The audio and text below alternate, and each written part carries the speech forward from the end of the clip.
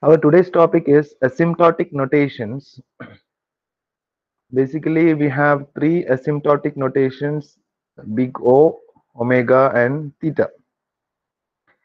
We are already familiar with big O notation, which was introduced as part of our last lecture regarding time complexity. And while representing the time complexity of an algorithm or a program, we have been representing it as big O of some input size, maybe O order of n square, order of n cube, order of log n, etc. So there we have been using this notation big O. In today's lecture, we'll exactly see what it means by this notation big O. This is a very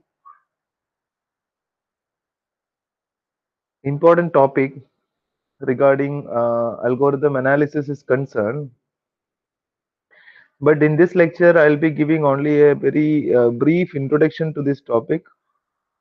So not a very this will not be a very uh, a lecture which is going in depth which is going to impart in depth knowledge about this asymptotic notations or algorithm analysis. Anyway, this we have seen in the last class. This was the complexity of uh, algorithms or polynomials are arranged in the increasing order of their weightage, and this is how we represent our time complexity or space complexity, whatever. We normally talk about time complexity. So let's assume that we are going to represent the time complexity of an algorithm. So it can be represented as a polynomial with a value equal to 1, means that it is not depending upon the input size n. It can be log n, it can be square root n. So here the complexity of the algorithms are arranged in the increasing order of their weightage, this being the lowest possible and this being the largest possible. Anyway, even if you say that your algorithm is of this particular complexity, we can still give you some more details of your complexity analysis, something like in the previous case we have implemented our or we have represented our complexity as order of n square, order of n, order of square root n, etc. That representation is called big O, or it is an upper bound representation. And the next representation is omega, which is the lower bound representation. And there is another representation known as theta, which is the average bound representation. So usually in many analysis case, you will see this big O notation, or the by default, if somebody asks you to give uh, the time complexity of an algorithm, you will be giving order of that uh, big O of that or big O representation. So you will directly say that what is the time complexity of the algorithm for adding two matrices. You will say that it is order of n square. So that is by default we'll be representing it in the with the help of big O notation. But you should understand that it is the upper bound, or there can be a lower bound to that representation also. We will see that what you mean by upper bound, what you mean by lower bound, and all.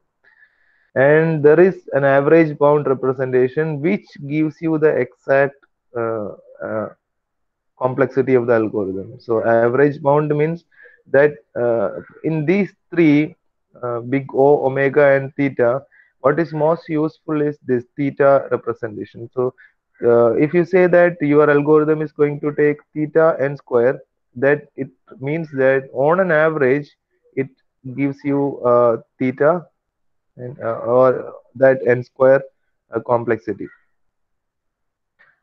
This is not related to the best case analysis, worst case analysis, and average case analysis of the algorithm. This is related to these two are entirely different things. A best case in a for a best case analysis of the algorithm also we can have big O, omega, and theta representation. For average case also we can have big O, omega, and theta. So it's it is not you should not get confused with people usually get confused and say that big O is the worst case analysis, omega is the best case analysis, and theta is the uh, average case analysis. It's not like that. So anyway, it is the upper bound on the analysis. So if you do an analysis on the algorithm, what is the upper bound on the analysis? For example, if you say that you got the time complexity of some algorithm as n square, uh, then if you say that the algorithm is having complexity n cube, that is also true. The complexity n 2 raised to n, that's also true. But all these are above this. So or the upper bound of this can be you can take the upper bound of n square can be taken as any value but is there in the right hand side of it. And lower bound is from the left hand side. So if you say that this is your time complexity, what is here can be considered as omega representation, what is here will be considered as the big O notation, and usually this will be represented as the theta or the average. Then if this only is the best or theta representation is the best and that is most useful, you can ask what is the use of this big O and omega notation. Of course, as I've told, theta or average bound representation is the best and that is most useful. But in many cases, it is difficult to come up with a theta representation or an average bound representation. So in that situation, we will go for big O and omega, and that is why in most of the literature and textbooks, you will see analysis, or by default, if you say analysis, you will go for the upper bound. So it won't go beyond that. That is the meaning of the upper bound analysis. So if you say that addition of two matrices is order of n square, we can clearly say that it won't go beyond that. It won't. So that is the uh, upper bound on the complexity of the algorithm.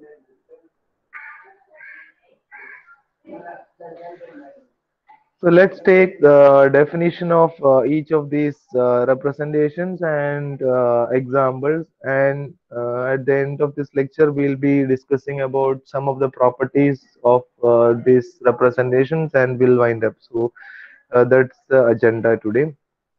Big O notation, the definition is that the function f of n equal to,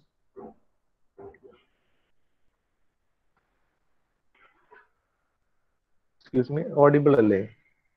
Am I audible? Yes, sir. So the big O notation, the definition is that a function f of n is order of g of n, another function g of n, if and only if there exists some positive constant c and n0 such that f of n is always less than or equal to that positive constant c into g of n for every n greater than n0. So we will set as initial starting point n0. From there onwards, for all values of n, c into g of n is greater than f of n. That is the definition of big O notation. Let's see an example, then things will be clear. Let's take f of n equal to 2n plus 3. Then 2n plus 3 is less than or equal to 10n.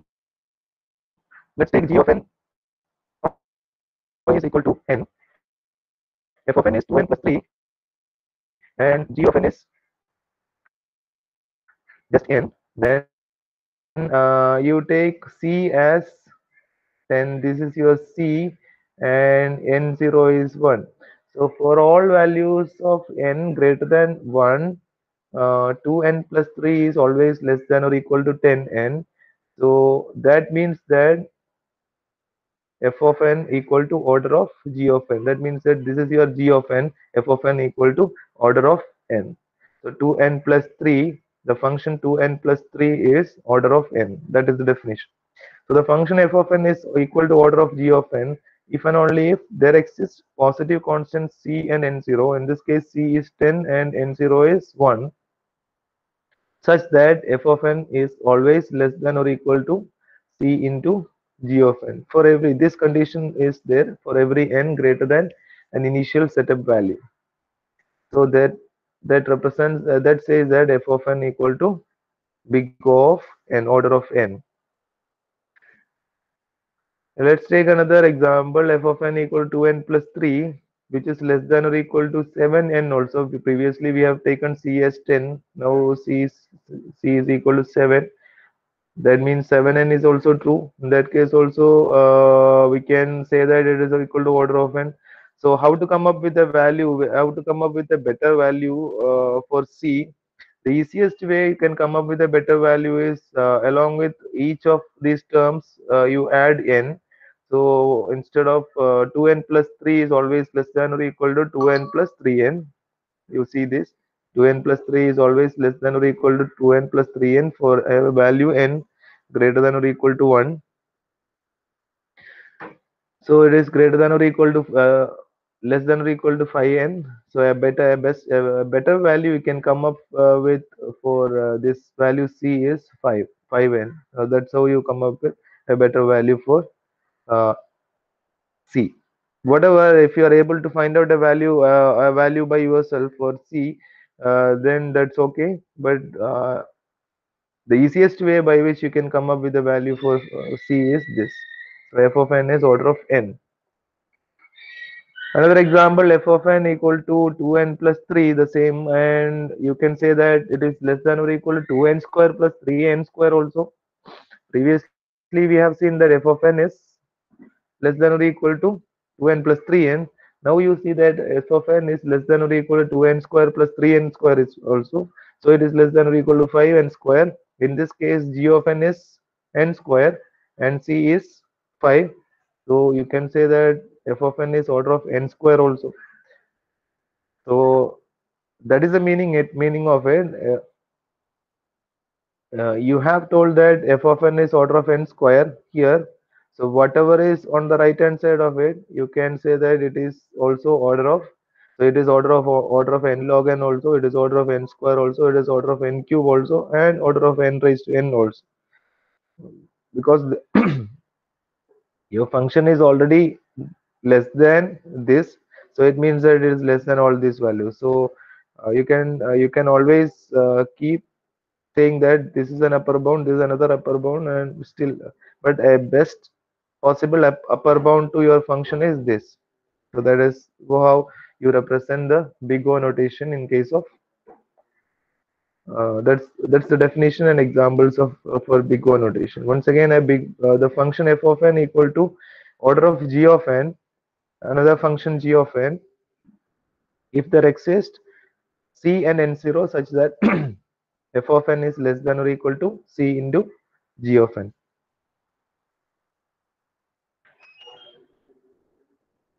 So f of n is order of n means that f of n equal to order of n square also, order of 2 raised to n also, whatever is in the right hand side, that is also.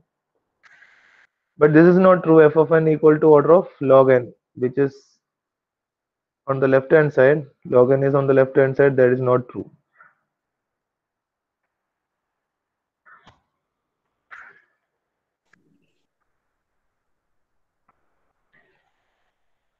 The second representation, omega representation, big omega. So the function f of n equal to omega g of n, another function g of n, if and only if there exists positive constants c and n0. You see the direction of this symbol, f of n is greater than or equal to c into g of n, just opposite of what. So omega represent big O gives you upper bound to the function f of n. Omega gives you the lower bound to the function. That's it. So if f of n is less than or equal to c into g of n, that gives you big O. F of n is greater than, then it gives you C into, it gives you omega g of n. Let's take the same example, f of n equal to 2n plus 3.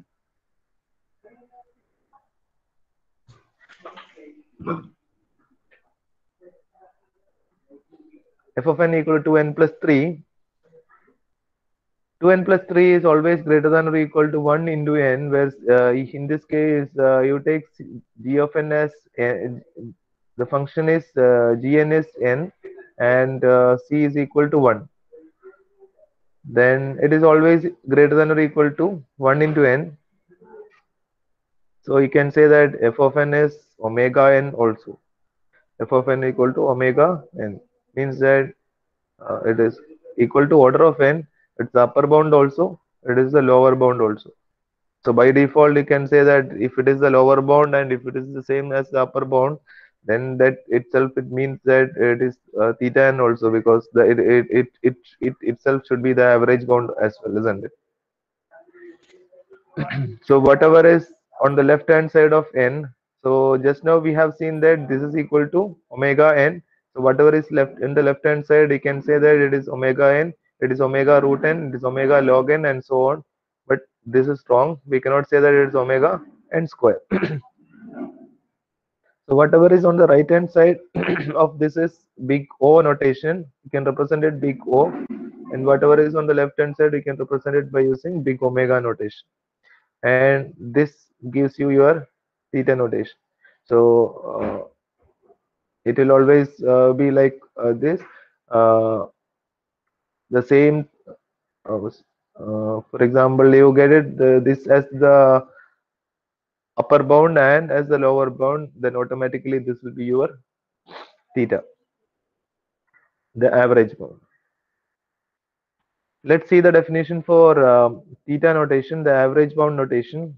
The function f of n equal to theta g of n if there exists positive constants c1, c2, and n0, such that c1 into g of n is less than or equal to f of n, and c2 into g of n is greater than or equal to f of n.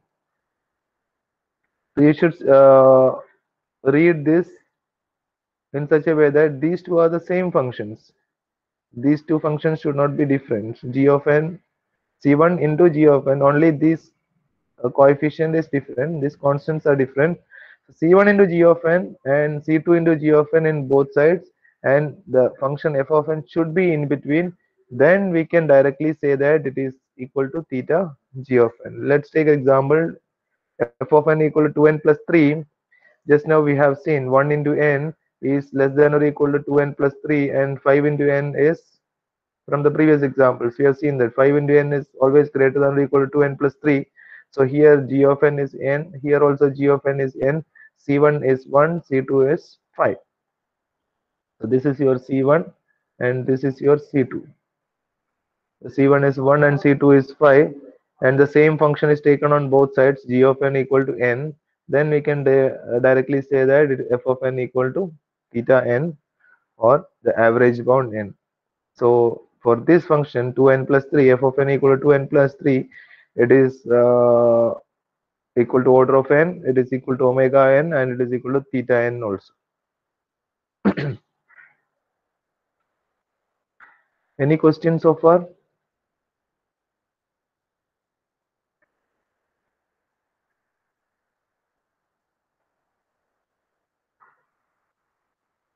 Okay. Now let's take another example. 2n square plus 3n plus 4, f of n equal to 2n square plus 3n plus 4. Then you can see that 2n square plus 3n plus 4 is less than or equal to, you attach all for each, along with each of the terms you attach n square, then it is less than or always less than or equal to 2n square plus 3n square plus 4n square. So you can directly say that it is order of n square. So that's how you by the easiest way by which you can get an upper bound. So f of n equal to order of n square. Then 2n square plus 3n plus 4 is always greater than or equal to 1 n square. So it is equal to omega n square. F of n equal to omega n square. So 1n square is less than or equal to 2n square plus 3n plus 4, and it is less than or equal to 7, sorry, not 7, 9n square, 9n square. So in both the sides you have the same function gn is equal to n square, and this side is also gn equal to n square. So you can directly say that it is equal to theta n square. So for this function 2n square plus 3n plus 4, it is equal to order of n, order of n square, omega n square, and theta n square. Another example, f of n equal to n square log n plus n. F of n equal to n square log n plus n. So n square log n plus n is less than or equal to 10 n square log n plus 10 n square log n. So it is equal to order of n square log n. This is always greater than or equal to 1 n square log n. So it is omega n square log n. So you attach this on the other side and this on the right hand side, then you can say that it is equal to theta n square log n. So 1 n square log n is less than or equal to n square log n plus n less than or equal to 10 n square log n. So these are the examples where you were getting all big O, omega, and theta are the same, or you were able to find out a theta notation or an average bound notation. Let's see another example where we may not be able to get a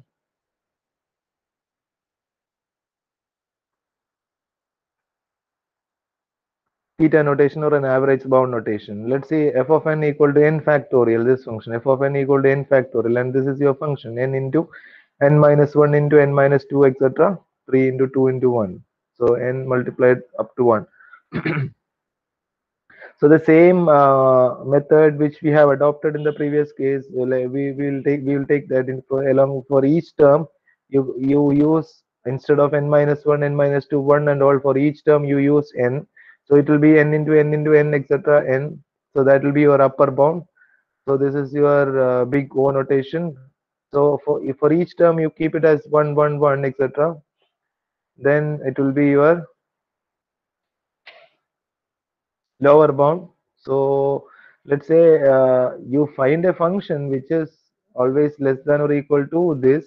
So 1 into 1 into 1, etc. So this total it will be 1, and n into n into, etc., n will be the total, it will be n raised to n, n raised to n. So this will be the value for upper bound which you were getting, and this will be the value for lower bound you are getting. But you can see that the function you have taken, the function g of n you have taken at this side, and the function g of n you have taken the other side is different.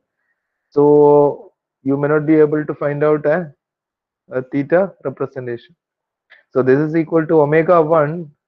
The you can for f of n equal to n factorial, you can say that the lower bound to that representation, lower bound to this function is omega 1, and the upper bound is order of n raised to n, the maximum possible complexity. And theta is somewhere in between. We don't know where exactly the value of theta belongs. Like it can be inside n square. It can be a value between n square and n cube. It can be a value between uh, n square, 2 raised to n and 3 raised to n, whatever. So according to the value of the, according to the size of the input, or according to the value of n, the corresponding value of theta may change. So we may not be able to find out an accurate value for theta. And this is an example for a representation, an algorithm where you are not able to find theta notation. And as I've told, our notation, the most useful notation or most useful representation of the complexity of an algorithm is theta notation, because that guarantees that on an average, or this is the time the algorithm is going to take, something like that you can say. But in some situations you may not be able to identify such a value.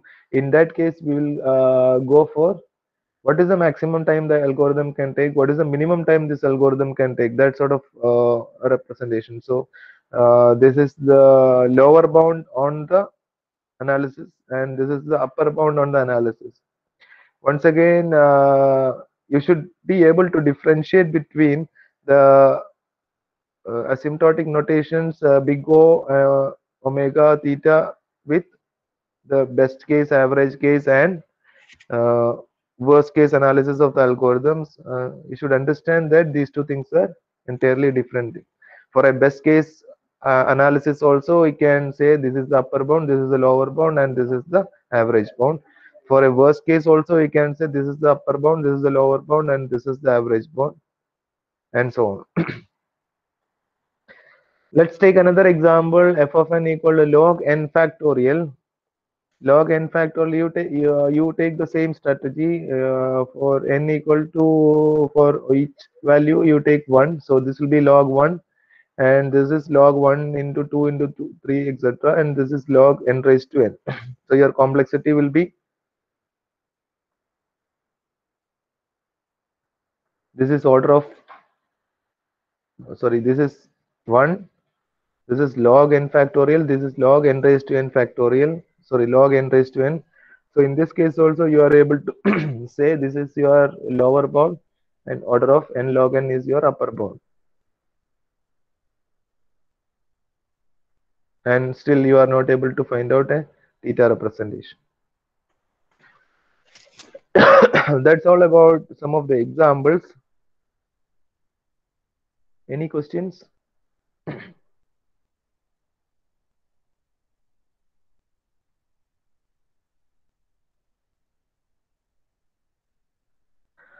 Okay, so I'll wind up the session by talking about some of the properties of asymptotic notations as well. So some of the general properties of asymptotic notation, f of n equal to order of g of n, then a into f of n is also order of g of n. Let's say a is a constant, a is not depending upon n, then f of n equal to order of g of n, you take another function g of n, f of n equal to something like order of n, then a into f of n is also order of g of n. Example, let's take order f of n equal to 2n square plus 5, which is order of n square. You can say that this is order of n square. Then say a into f of n is also order of n square. A into f of n is 7 into 2n square plus 5 equal to 14 n square plus 35, which is also order of n square. So if you multiply a function with a constant, that is also order of n square. This is true for omega and theta notations also, for a lower bound and average bound representation.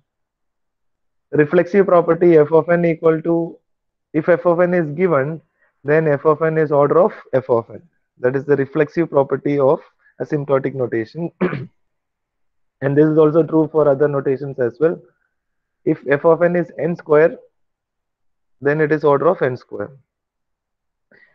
Transitive property, if f of n is order of g of n and g of n is order of h of n, then f of n is order of h of n also. Let's say f of n is equal to n and g of n is equal to n square and h of n is equal to n cube. Now from the previous discussion we can say that n is also order of n square is also order of n cube, then f of n is order of n cube also, which is a direct implication of the example which I have given. This is also true for omega and theta notations. Symmetric property, f of n equal to theta g of n, then g of n is theta f of n.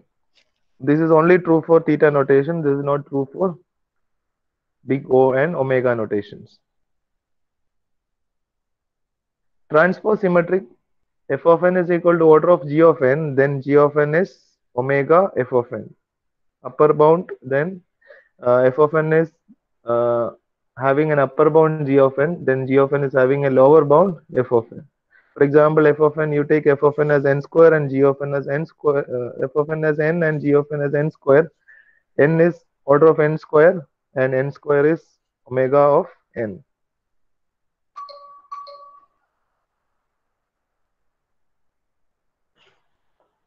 So that's all about the properties of some of the properties of asymptotic notations. So today, what we have discussed was we have just defined big O, omega, and theta representations. We have defined and we have seen examples and some of the properties of asymptotic notation. This is just a general introduction to towards the asymptotic notations used in the case of algorithm analysis. Okay, any questions?